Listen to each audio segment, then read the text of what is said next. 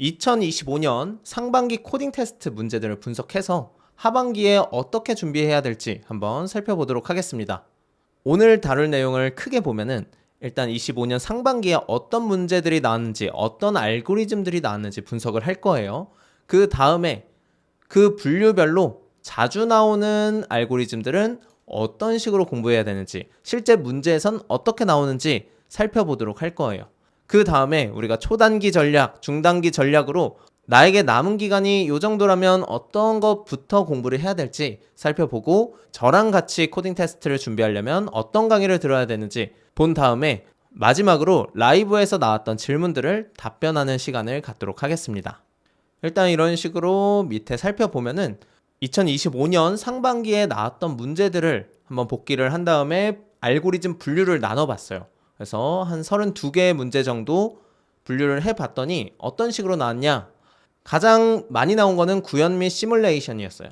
그 다음에 완전 탐색, 그리고 BFS가 가장 많았고, 그 다음 DP, DFS, 순열조합, 우선순위 q 요 순서대로 많이 나왔습니다. 그리고 나머지 자료구조 알고리즘들이 나왔는데, 우리는 중점적으로 요 정도의 자료구조 알고리즘들을 대비하면 가장 효율적으로 준비할 수가 있겠죠.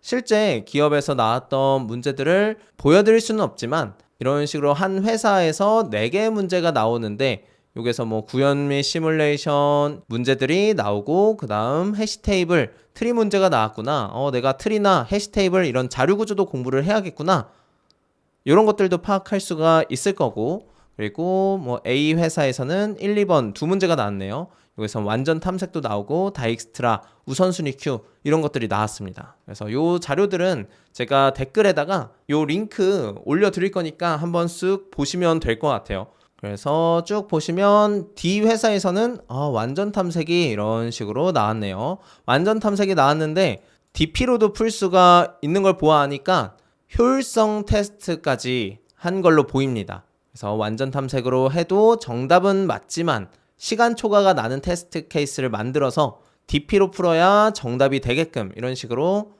문제를 구성한 것 같아요. 이렇게 완전 탐색도 많이 나오고, 구현 및 시뮬레이션, 완전 탐색 이렇게 많이 나오는 걸 볼 수가 있네요. 그래서 우리는 어떤 식으로 준비를 해야 될 거냐, 알고리즘별 대비 방법을 한번 살펴볼게요. 구현 및 시뮬레이션은 최다 기출 유형이에요. 단기간에 배워서 구현 및 시뮬레이션 능력이 쭉 올라간다? 이런 건 쉽지 않아요. 왜 그런지 한번 살펴볼게요. 구현 및 시뮬레이션은 키워드가 문제 이해하기, 즉 문해력을 묻는 거예요. 그래서 이 문제를 제대로 이해했니? 문제 이해한 대로 한번 풀어봐. 문제 해결 능력, 이런 것들을 보는 거예요. 그래서 사실 구현 및 시뮬레이션은 어떤 한 개념을 알게 돼서 정복할 수 있다, 이런 내용이 아니에요. 문제도 많이 풀어봐야 되고, 구현도 많이 해봐야 되고, 혼자서 문해력, 문제 해결 능력을 기르는 시간들이 필요해요. 근데 이거는 시간이 결국은 필요하다라는 거죠. 그래서 한번 살펴보면은 구현 및 시뮬레이션 문제는 딱 문제에서 주어진 상황을 정확하게 읽고 그 조건대로 코드를 작성하는 능력을 평가하는 겁니다. 그래서 많은 사람들이 이렇게 생각해요. 어려운 알고리즘은 아닌데 막 시간이 오래 걸리고, 실수한 것 같고, 뭔가 나 풀 수 있었을 것 같은데, 이런 생각을 많이 하는데, 그래서 더 어려운 겁니다. 문제를 많이 풀면서 실력을 키울 수밖에 없어요. 하지만 그래도 구현 및 시뮬레이션엔 어떤 유형의 문제들이 나오는지 한번 살펴보면은 이런 것들을 준비하면 좀 좋아요. 일단 시간 계산, 예를 들면 24시간 시간이 막 이렇게 적혀 있는 거를 분으로 변환을 한다던가, 예를 들면 1440분 지난 다음엔 몇 시인지 이런 것들을 물을 수도 있고, 문제에서 자연스럽게 이런 내용들이 나와요. 그래서 구현하기가 조금 까다롭고, 그렇다고 이걸 어떤 알고리즘이라고 말하기도 어렵고, 이런 내용의 문제들이 많이 나옵니다. 그리고 문자열 파싱, 문자열 처리하는 거, 이런 게 굉장히 많이 나와요. 그래서 쉼표 공백 이런 것들로 어떤 식으로 막 바꾸고, 문제에서 주어지는 대로 이런 식으로 변환을 하고, 이런 유형의 문제들이 많이 나와요. 그리고 보드 이동, 이런 것도 많이 나오죠. 그래서 이런 거는 보통 이런 문제는 삼성 기출로 많이 나오는 문제고, 문자열 파싱은 카카오에서 이런 유형의 문제가 많이 나와요. 그리고 시간 계산 시뮬레이션 이런 것들도 카카오에서도 많이 나오는 유형입니다. 제가 대표적으로 이렇게 말씀을 드렸지만 다른 기업에서도 똑같이 나올 수 있기 때문에 우리가 준비를 하면 좋겠죠. 그리고 명령어 처리 시뮬레이션 이런 것들은 우리가 자료 구조를 제대로 배웠으면 어렵지 않게 구현할 수 있는 문제들이에요. 특히 Q랑 힙 자료 구조가 시뮬레이션 문제에 좀 자주 나와요. 선입 선출 아니면 우선순위가 있는 Q처럼 행동하는 어떤 일련의 조건, 상황들을 제시를 해준 다음에 이런 데이터들이 들어오고 나가고 했을 때 마지막에 남는 게 뭘까? 뭐 이런 식으로 문제가 많이 나옵니다. 그래서 이런 것들은 결국 우리가 자료구조 처음 공부할 때 제대로 이해하고 이걸 활용을 어떻게 할까? 학습만 제대로 한다면 어렵지 않게 풀 수 있는 문제들이에요. 그래서 이런 문제들은 문제를 좀 풀면서 직접 여러 다양한 문제들을 풀면서 연습을 할 수밖에 없다. 그래서 보면은 특별한 공부 방법은 없지만 그래도 이제 실력을 늘리려면 자료구조 알고리즘을 학습할 때 기본적으로 이제 동작 과정을 다 이해하고 코드도 구현을 해봐야 돼요. 그 다음에 이제 문제를 좀 많이 풀어보고 마지막으로는 실제 문제를 풀다가 내가 제대로 잘 하고 있나? 이런 것들을 프린트 출력을 하면서 디버깅을 해보는 습관을 가지면 좋아요. 그래서 내가 이 조건대로 진짜 나오네? 내가 원하던 대로 코드가 구현이 됐네? 이걸 확인하는 과정을 좀 습관화해보면 도움이 많이 됩니다. 그래서 예시 문제들을 보면 이런 문제들을 보면 뭐 신규 아이디를 추천해달라는데 이렇게 막 문제에서 뭐 이렇게 해서 저렇게 해서 아이디를 추천해달라 조건들을 다 줘요. 그래서 요 1단계, 2단계, 3단계, 4단계, 5단계, 6단계, 7단계를 거치면 내가 처음에 줬던 문자열이 어떻게 변화하는지 요거를 그대로 문제에서 주는 조건 그대로 실행했을 때 어떤 결과가 나오는지를 리턴하면 되는 문제예요.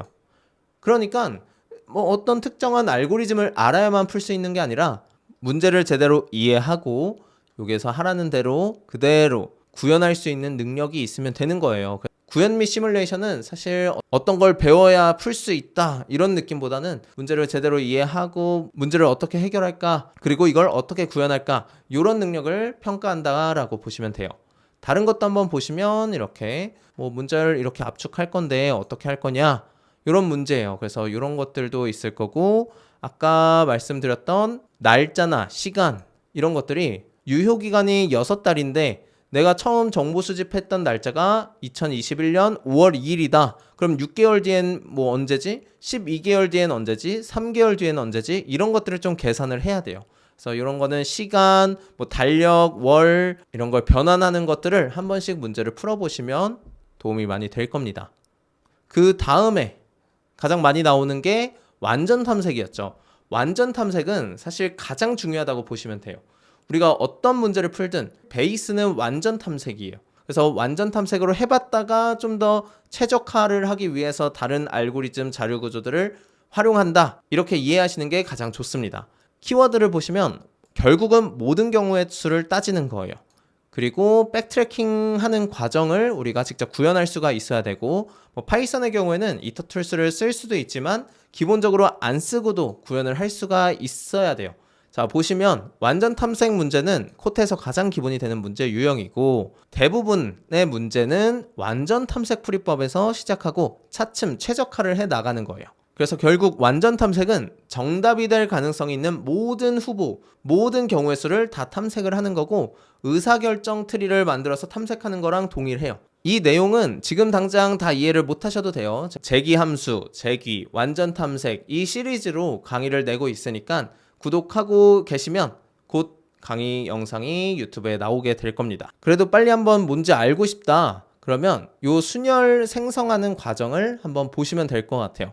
1, 2, 3이라는 숫자가 있을 때 여기 있네요. 요 숫자가 있을 때 이 숫자들로 나열할 수 있는 순열을 한번 알고 싶어요. 그때 어떤 식으로 모든 경우의 수를 나열할 수 있냐? 그게 백트래킹으로 가능한 겁니다. 그 과정이 완전 탐색이고요. 그래서 어떤 식으로 할 거냐면 재기적인 생각을 할 수 있으면 좋은데 1이 맨 앞에 숫자일 때 나올 수 있는 순열을 만들어 볼 거예요. 이렇게 2, 3도 있을 거고 3, 2도 있겠죠. 이걸 종합해 보면 1, 2, 3 그리고 이게 하나의 순열이고 그다음 132 이것도 하나의 순열이 되겠죠. 사실 원래 문제는 이 세 개로 순열을 만들어 볼까 였었는데 하나는 내가 선택을 한 다음에 나머지로 한번 순열을 만들어 볼까 이런 식으로 재기적으로 호출을 하면은 문제가 해결이 된다라는 거예요. 그래서 코드도 간단하게 보면은 여기에 visited라고 표현을 했는데 숫자를 하나 선택을 한 거예요. 선택을 하고 DFS 재기적으로 자 순열 한번 만들어 봐. 남은 걸로 순열 만들어 봐. 이렇게 해서 다 만들었으면 그 다음에 visited를 false로 바꿔주는 거예요. 그러니까 처음에 1을 선택했다가 그걸로 순열 만들어 봤더니 1, 2, 3, 1, 3, 2가 나왔고 그 다음 얘를 해제를 시켜준 거예요. 얘를 false로 해제를 시켜주면은 1이 고정된 게 사라지고 그 다음에는 2를 고정할 거예요. 그 다음에는 2를 고정해서 true로 체크를 해주고 그 다음 나머지 숫자로 만들 수 있는 순열을 만들 거예요. 1, 3으로 만들 수 있는 213, 231 이렇게 또 만들어지겠죠. 이런 방식으로 우리가 모든 경우의 수를 나열할 수가 있어요. 그래서 이 내용은 제가 추후에 완전 탐색 백트래킹 강에서 설명을 드리도록 하겠습니다. 유튜브에 올라갈 거예요. 자, 그러면 밑에 보면은 제가 지금까지 설명했던 내용이 간단하게 적혀져 있어요.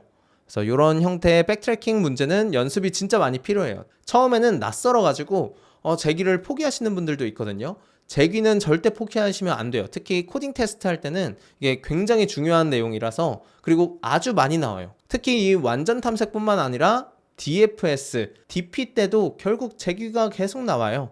그래서 여러분들은 꼭 이걸 하셔야 된다. 그래서 가장 중요한 알고리즘 하나를 뽑자면 완전 탐색, 백트래킹 요것만 하나 하셔도 웬만한 문제 그래도 많이 풀 수 있게 된다라고 말씀드리고 싶어요. 공부를 하실 때 순열조합, 부분집합 이거 직접 한번 구현을 해보세요. 컨비네이션, 퍼뮤테이션, सब셋 요 세 개는 직접 구현을 해보시면 될 것 같아요. 요걸 가지고 우리가 다양한 문제들에 적용할 수가 있는 겁니다. 결국은 순열을 쓰고 조합 쓰고 조합 써서 얘네들도 다 기출이거든요. 그래서 이거는 제가 직접 만든 문제예요. 순열을 공부하기에 가장 좋겠다 싶은 문제를 기출을 참고해 가지고 만든 문제이기 때문에 한번 연습으로 풀어보시면 됩니다. 결국에는 이제 모든 경우의 수를 따진다. 요게 중요한 포인트라고 생각하시면 돼요. 사실 여기까지만 해도 웬만한 코딩 테스트 가서 기본은 할 수가 있어요. 자, 그러면 여기에서 좀 확장해가지고 완전 탐색 DP로도 한번 확장을 해볼게요. 결국에는 완전 탐색으로 먼저 이렇게 해봤는데 시간 초과가 날 가능성이 높아요. 결국에는 이 DP도 완전 탐색에서 파생된 거다라고 생각을 하시는 게 가장 좋아요. 자, 완전 탐색이 모든 경우의 수를 다 따지는 거랬잖아요. 그렇다 보니까 이렇게 시간 초과가 날 가능성이 높아요. 한번 볼게요. 여기 위에서 기출 문제들을 한번 볼게요. 얘네들 하나씩 보면은 배열의 크기가 1 이상 8 이하다. 숫자가 작아요. 왜 작냐면 요 크기가 n일 때 지금 이 문제를 정확하게 모르지만 순열 조합 부분집합 이럴 때는 n 팩토리얼 정도의 시간 복잡도를 가진다고 보시면 돼요. 8이 여기에 들어갔을 때는 8 팩토리얼 몇이죠?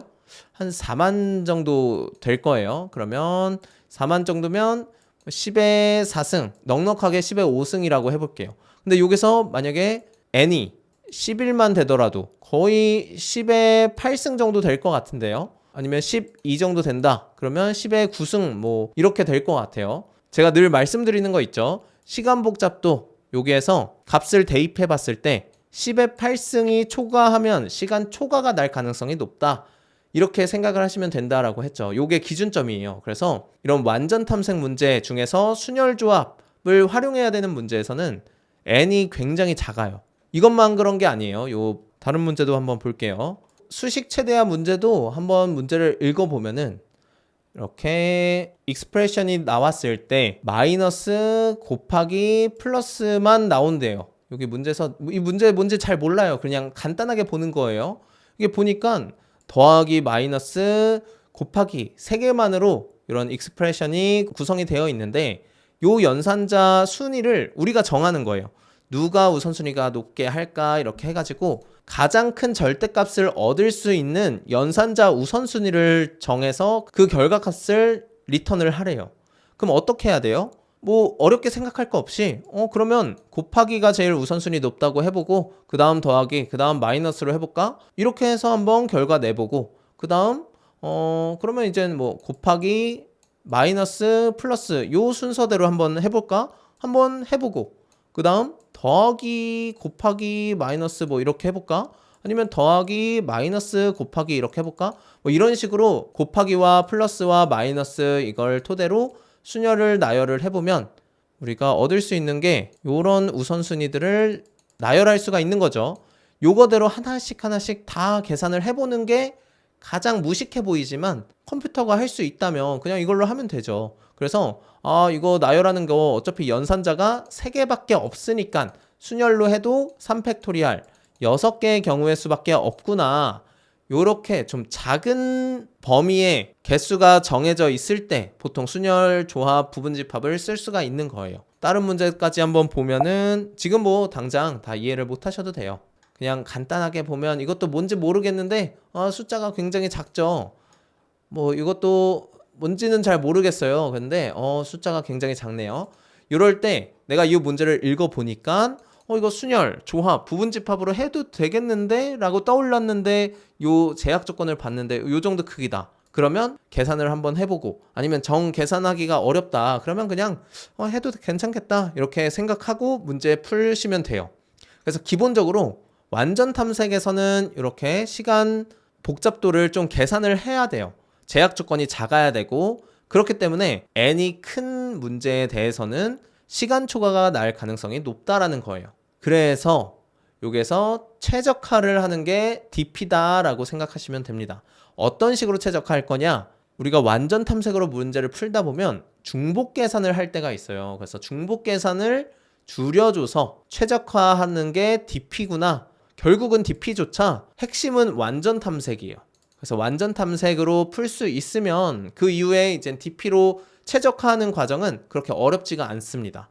이 문제를 한번 보면은 계단을 올라가고 있는데 N 스텝을 밟으면 맨 꼭대기에 도착할 수 있대요. 근데 나는 한 번에 한 칸 또는 2칸씩 밖에 못 올라가요. 그래서 그림으로 그려보면 이런 식으로 되는 거죠.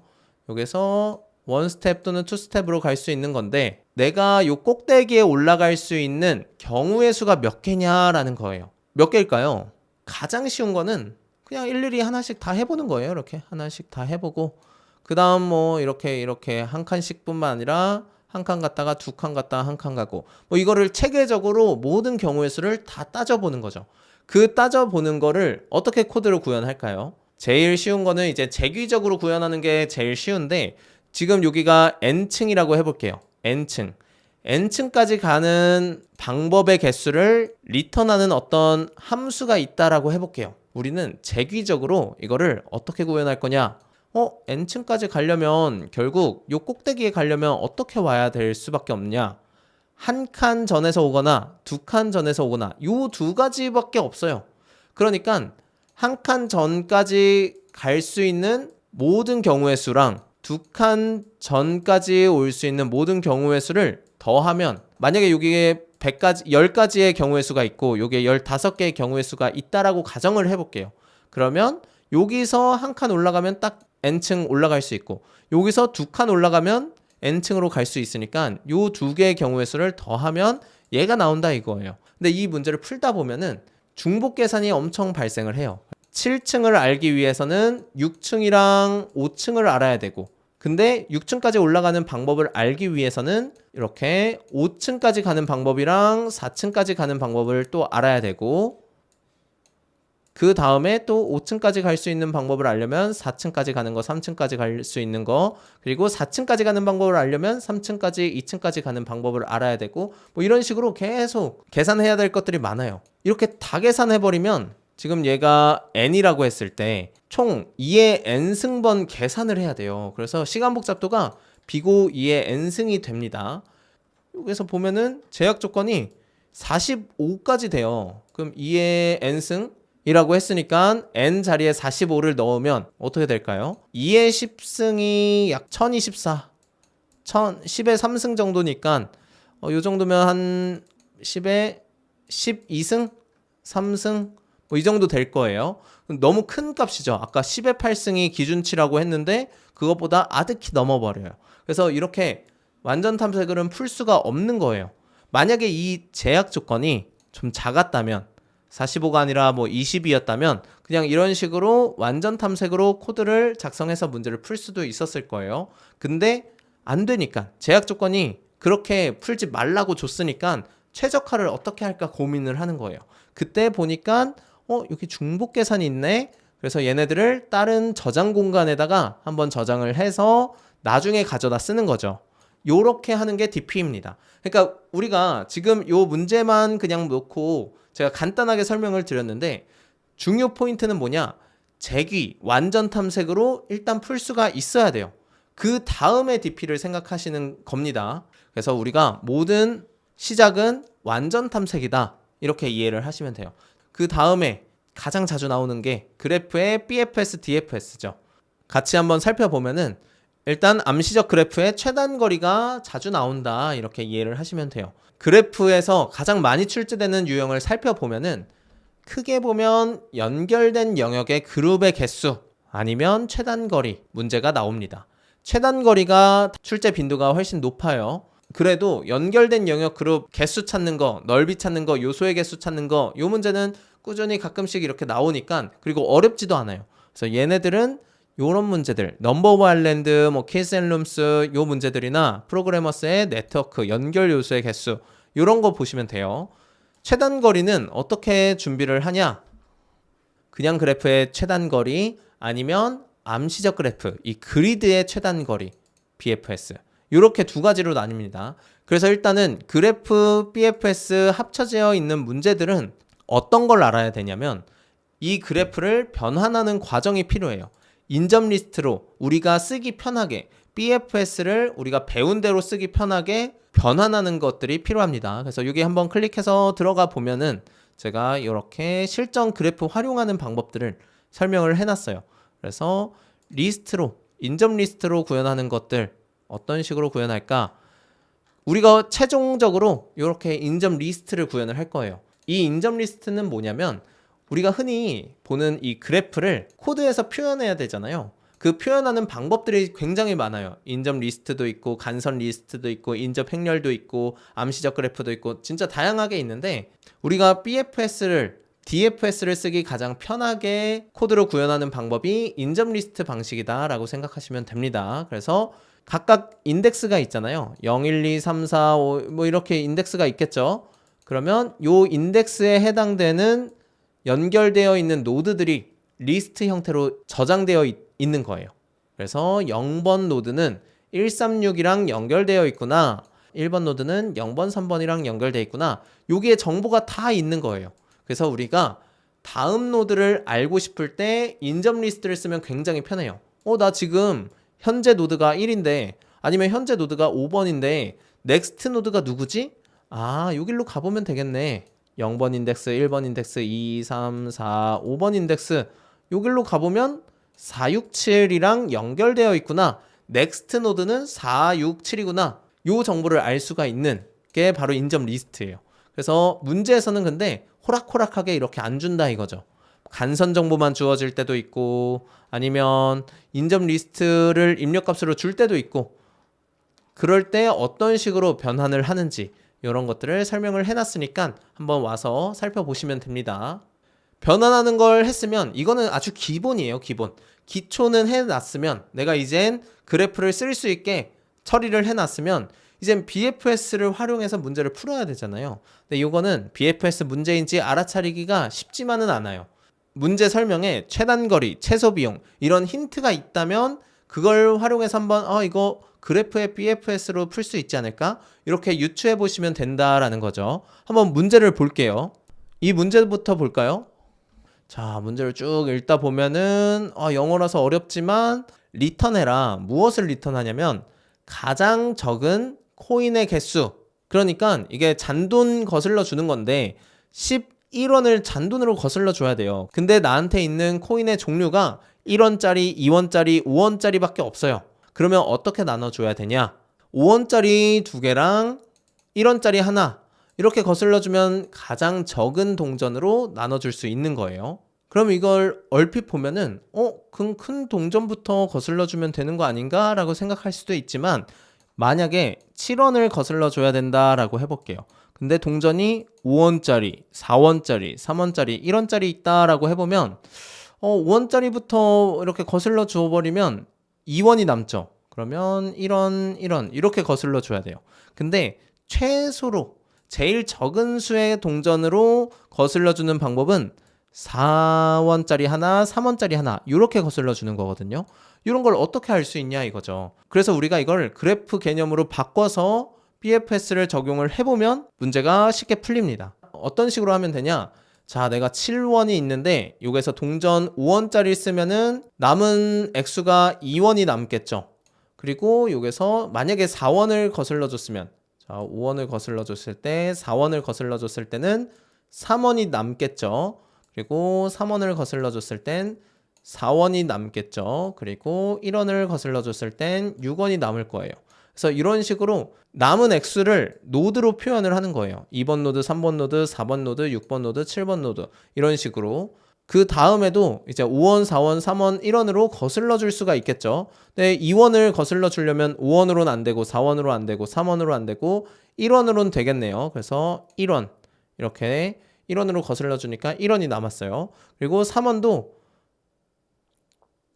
5원으로 못 거슬러 주고 4원으로 못 거슬러 주고 3원으로 거슬러 주면 0원이 되겠네요. 그렇게 아까 4원으로 거슬러 준 다음에 3원으로 거슬러 주니까 딱 0에 도착하네. 두 개의 동전으로 됐구나. BFS로 이거를 반환을 해주면 되는 거죠. 그래서 이런 식으로 제가 간단하게 말씀을 드렸는데 이런 유형의 문제를 이제 그래프를 활용해서 BFS로 푸는 최소 거리, 최단 거리, 최소 개수 이런 유형의 문제라고 보시면 됩니다. 이게 BFS 문제예요. 그리고 가장 유명한 암시적 그래프, 그리드의 BFS 문제죠. 그래서 내가 최단 거리, 미루 찾기 이런 것들을 생각하시면 됩니다. 그래서 이 문제들을 푸시면 대비가 될 겁니다. 거기에다가 암시적 그래프 BFS 문제는 너무 대표적인 유형의 문제거든요. 이거예요. 그냥 이런 식으로 내가 여기서 시작해서 여기까지 도착할 수 있는지, 몇 번 만에 갈 수 있는지 이런 거를 구하는 문제예요. 가장 많이 본 유형의 문제죠. 근데 이게 너무 기본적인 문제이기도 하고 조금만 공부하면 풀 수 있다 보니까 점점 좀 어려워지고 있어요. 내가 건너뛸 수 있다던가 벽을 한 번 부술 수가 있다던가 두 번 부술 수가 있다던가 아니면 컨트롤 눌러서 벽 끝까지 갈 수 있다던가 이런 식으로도 문제가 응용돼서 나옵니다. 그래서 이렇게 하나씩 내가 건너뛰기가 한 번 남은 상태, 두 번 남은 상태 이런 상태를 하나 저장을 하는 형태로 코드를 구현을 하면 됩니다. 그래서 이런 식으로 심화 예제가 좀 나온다 이렇게 이해를 하시면 돼요. 그리고 여기 보시면 이제 트리 DFS 이것도 요새 조금씩 많이 나오고 있는 유형의 문제예요. 그래서 트리 구현하는 거 이것도 좀 어려울 수 있어요. 그래서 트리 변환하는 거 입력값이 주어졌을 때 트리는 어떻게 인접 리스트 코드로 구현을 할지 이런 것들을 미리 학습을 하셔야 됩니다. 그래서 이것도 한번 보시면 제가 트리 구현하는 거 트리가 어떻게 입력이 주어지고 어떻게 인접 리스트로 간선 리스트로 어떻게 표현할 수 있는지 요거에 따라서 코드는 어떻게 쓸 수 있는지 쭉 나열을 했으니까 한번 읽어보시면 도움이 될 겁니다. 그래서 어떤 문제들이 나오냐, 트리는 결국은 DFS 그 자체라고 보시면 돼요. 트리 자체가 자료구조가 재기적인 자료구조예요. 그래서 이렇게 트리가 있으면 얘가 루트 노드, 자식 노드들이 있으면 이렇게 자식 노드들이 있겠죠. 그러면 요 루트 노드 입장에선 루트 노드가 하나 있고 그 다음 서브 트리가 있다라고 보시면 돼요. 요 서브 트리도 보시면 루트 노드가 있고 그 안에 서브 트리가 또 있다라고 보시면 되는 거예요. 그러면 어떤 문제를 해결함에 있어서 DFS, 재귀적으로 요 문제를 해결할 수 있는 방법들이 많이 있다는 겁니다. 그래서 보통 DFS를 활용하는 문제들이 많이 나와요. 그래서 대표적으로 여기 적혀져 있는 숫자의 합을 구하고 싶어요. 그럼 이 코드 어떻게 구현할까요? 가장 심플한 건 뭐냐? 재기적으로 DFS를 구현할 건데 우리가 정의하기를 어떻게 정의할 거냐면 나를 포함한 모든 서브트리들의 합을 구하는 함수예요. 현재 노드를 포함해서 전체 서브트리들의 합을 다 구할 건데 DFS 재기 호출을 해서 커런트의 차일드 노드를 하나씩 DFS 호출을 하면은 뭐 차일드 노드가 여러 개면 여러 개 호출을 하겠죠. 그 값들을 더하고 이렇게 썸에다가 합쳐가지고 커런트 노드의 밸류까지 합하면 그러면 전체 트리의 합을 구할 수가 있는 거잖아요. 그래서 이런 식으로 부모 노드 입장에서는 자식들에게 재기 호출했던 그 결과 값들을 모아서 이제 리턴 값을 만들어서 반환을 하면 되는 거예요. 그게 이제 후이순의 방식이다라고 간단하게 보면 이렇게 이해를 하시면 됩니다. 그래서 이런 방식으로 우리가 다양한 문제들을 해결할 거예요.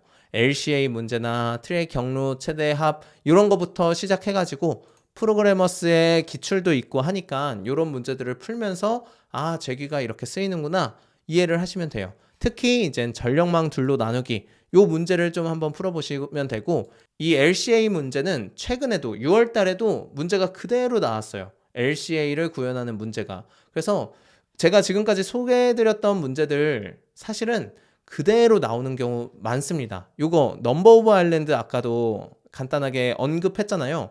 요것도 완전 그대로 나오는 문제들도 있었어요. 기출에서. 그래서 우리가 기본적으로 이 문제들이 계속 반복된다. 중요한 건 계속 중요하다. 이렇게 이해를 하시면 돼요.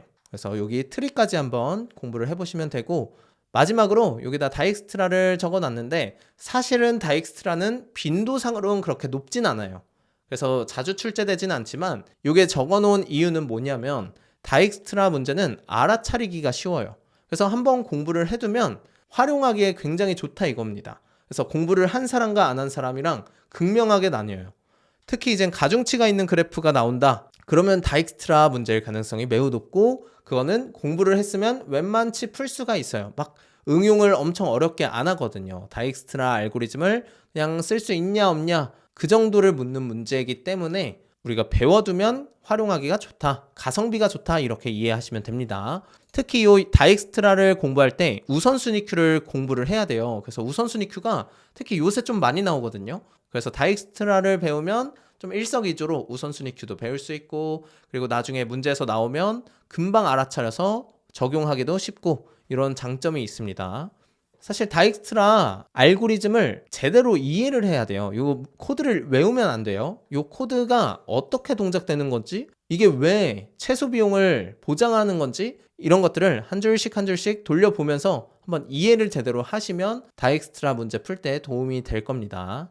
자, 그러면 학습 전략을 한번 말씀을 드릴게요. 사실은 코딩 테스트는 단기간에 좀 명확하게 공부를 해놔요. 보통은 한 2개월 정도, 2개월에서 3개월까지 걸리면 딱 어느 궤도에 올라갈 수가 있어요. 이렇게 궤도에 올라간 다음에 꾸준하게 뭐 일주일에 몇 문제씩 이렇게 꾸준하게 문제를 푸는 게 가장 실력 향상에 도움이 됩니다. 하루에 뭐 4-5시간씩 투자를 하면은 노베이스에서 어느 정도 궤도에 올라간다.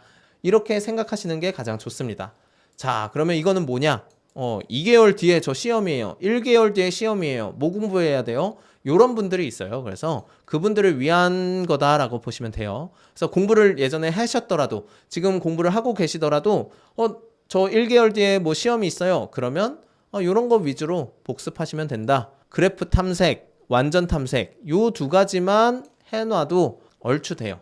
그래서 예시 문제들 이런 것도 적어놨으니까 한번 풀어보시면 됩니다.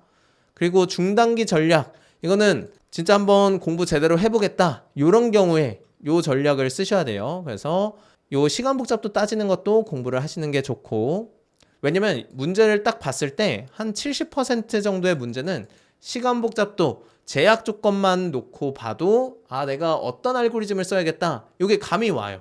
물론 모든 문제가 다 그렇진 않아서 한 요 정도 70%의 문제들은 이런 식으로 문제 풀으라고 의도했구나 이런 게 눈에 보일 수가 있어요. 그리고 이제 그래프 탐색, 완전 탐색 당연히 중요하고 그다음에 이제 암시적 그래프 BFS의 심화 아까 말씀드렸죠. 뭐 벽 부수기, 버튼 누르기, 점프 뭐 이런 것들을 해가지고 차원을 확장을 하는 거예요.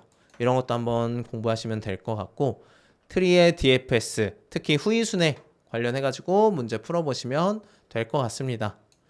그 다음에 뭐 동적 계획법, 우선순위 큐, 다익스트라 이런 문제들은 기업 코트에서 어렵게 내려고 하는 문제들이랑 연관된 거기 때문에 좀 시간을 넉넉하게 두고 연습을 하시는 걸 추천드려요. 특히 동적 계획법은 문제를 좀 많이 풀어보셔야 돼요. 그리고 이제 구현 시뮬레이션도 한번 이것저것 문제 많이 풀다 보면은 이런 문제들도 많이 있으니까 공부해보면 좋겠죠. 그러면 이제 저랑 만약에 공부를 같이 하고 싶다. 그럼 제가 추천드리는 것들은 뭐냐면 제가 아까도 트리 변환, 실전 코드, 그래프 변환, 실전 코드 이런 것들이 있잖아요. 이걸 제가 하나하나 예시들이나 구현 방법이나 팁 같은 것들, 코드 출제는 어떻게 되는지, 코테 문제 출제는 어떻게 되는지 이런 것들을 전자책으로 낸 게 있어요. 그래서 코테 바이블 보시면 되고 아니면 이제 실제 내부 구동이 어떻게 되는지 자료 구조 알고리즘들을 제대로 공부를 하기 위해서는 코테 올인원 보시면 되고 킬링 캠프는 뭐냐? 실전이에요, 실전. 그래서 8주 동안 80문제를 같이 푸는데 코치님들도 피드백을 주시고 최근 경향이나 트렌드 이런 것들을 말씀드리고 매주 라이브를 합니다. 그리고 중간에 모의고사도 한번 보고 이런 식으로 구성이 되어 있으니까 한 2개월 바짝 해가지고 내가 일정 궤도에 올리고 싶다 하시는 분들은 킬링 캠프로 오시면 돼요. 이 킬링 캠프는 2달에 한 번씩 기수를 모집을 하고 있고 지금은 7기 모집 중입니다. 그래서 7월 7일에 시작하는 7기 모집 중이고 여기 통해 가지고 문의 주시면 됩니다.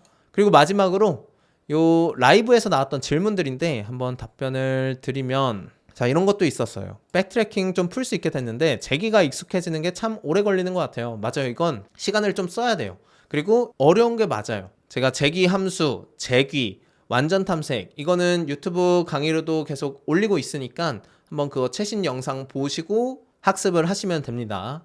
그리고 두 번째 질문을 한번 보면은 베이스가 아주 기초인 상태에서 한 2달 정도 공부를 해서 이제 궤도에 올리고 싶은데 그러면 몇 시간 정도 투자해야 될까요? 이런 질문이 있었어요. 그 경우에 이게 딱 킬링 캠프 기간이랑 딱 맞는데 킬링 캠프 기간도 제가 8주로 잡은 이유가 요 정도 시간은 필요해요. 딱 몰아서 하더라도 한 8주 정도의 시간 동안 하루에 평균 4-5시간, 최소 4-5시간은 공부를 하는 걸 추천을 드려요. 만약에 직장인 분들이다 그러면 평일에는 2-3시간 그리고 주말에는 그래도 8시간 아니면 9시간, 10시간 요 정도씩은 각각 토요일, 일요일 이렇게 공부를 하셔야 돼요. 어느 정도 2개월 동안 시간을 딱 투자하면 그 이후부터는 시간 투자가 좀 덜 해요. 그래서 이제 바짝 할 때 열심히 하는 게 가장 좋습니다.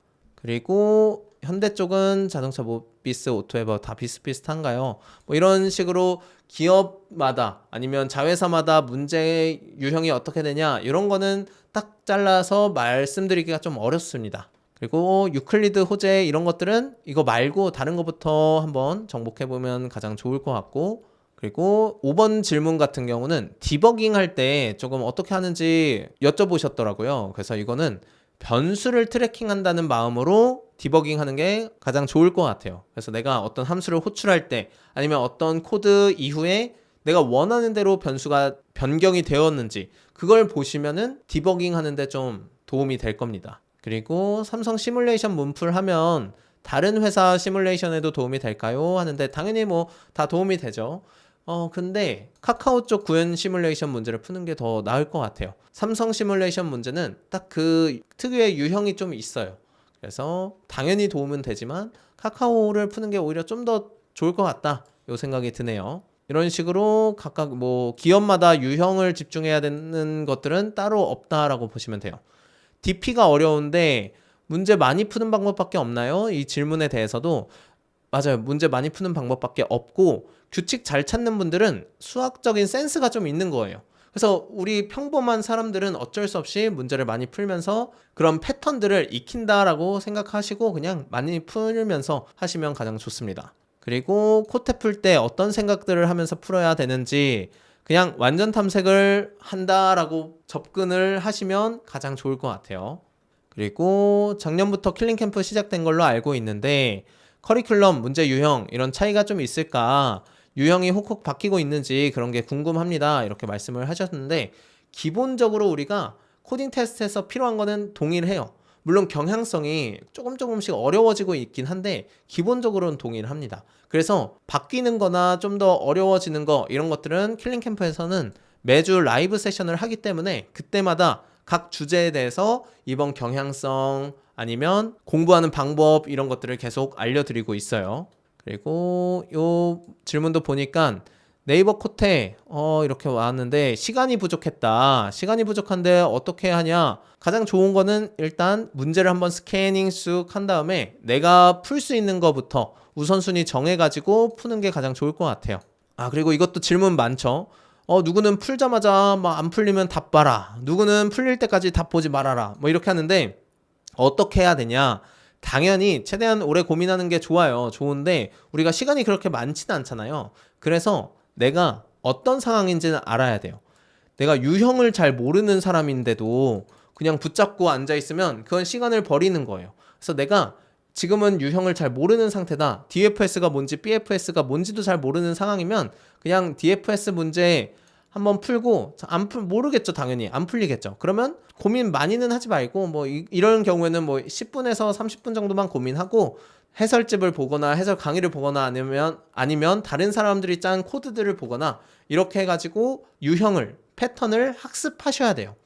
근데 어느 정도 학습이 된 상태에서도 계속 이렇게 되면은 어느 순간 우리가 문제를 풀 수 있는 능력을 기를 수가 없어요. 그래서 유형을 어느 정도 익혔으면 그 이후에는 막히는 문제 있을 땐 그래도 30분에서 1시간 정도는 고민을 해보는 걸 추천을 드립니다. 그리고 이젠 신입 코테랑 주니어 경력 채용의 난이도 차이. 경력 채용이 조금 더 쉽거나 같습니다. 그리고 금융권 코테는 어느 정도 기간을 잡아야 될까요? 금융권 코테는 막 특출나게 어렵고 그렇진 않습니다. 그래서 이걸 제가 정해드릴 수는 없지만 뭐 그냥 요 정도 그렇게 어렵진 않다 정도만 이해하시면 돼요.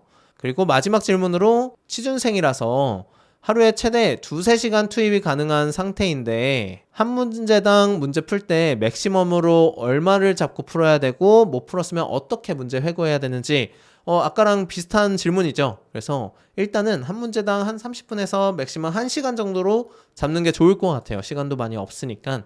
근데 일단은 기본적으로 유형이 어느 정도 패턴화 돼야 돼요. 그런 것들은 기본적으로 되어 있으면 30분에서 1시간 정도 고민을 해보는 게 가장 좋습니다. 그리고 문제를 회고하는 건 어떻게 하면 좋냐면 다른 사람 코드 보면서 풀었을 거잖아요. 그 이후에 안 보고도 한번 풀어보고 다음 날에도 풀어보고 일주일 뒤에도 풀어보고 이렇게 계속 복습하는 게 가장 좋아요. 그리고 이제 다양한 풀이 보면서 나랑 가장 잘 맞는 풀이는 무엇인지 그런 걸 선택을 해야 돼요. 왜냐면 어떤 문제가 꼭 하나의 정답만 있는 게 아니거든요. 그래서 그런 식으로 우리가 학습을 하면 될 것 같습니다. 자, 이렇게 우리가 상반기 트렌드 분석을 한 다음에 이걸 토대로 어떻게 공부를 해나갈지 살펴봤습니다. 이것도 이렇게도 되네요. 그래서 이 자료는 제가 댓글에다가 링크를 올려놓을 테니까 한번 학습하시는데 참고를 하시고 다음 무료 특강으로는 어떤 게 있으면 좋을지 댓글로 달아주시면 제가 그거 참고해가지고 다음 특강을 준비를 해보도록 하겠습니다. 자, 여기까지 하고 다들 힘내서 화이팅 해봅시다.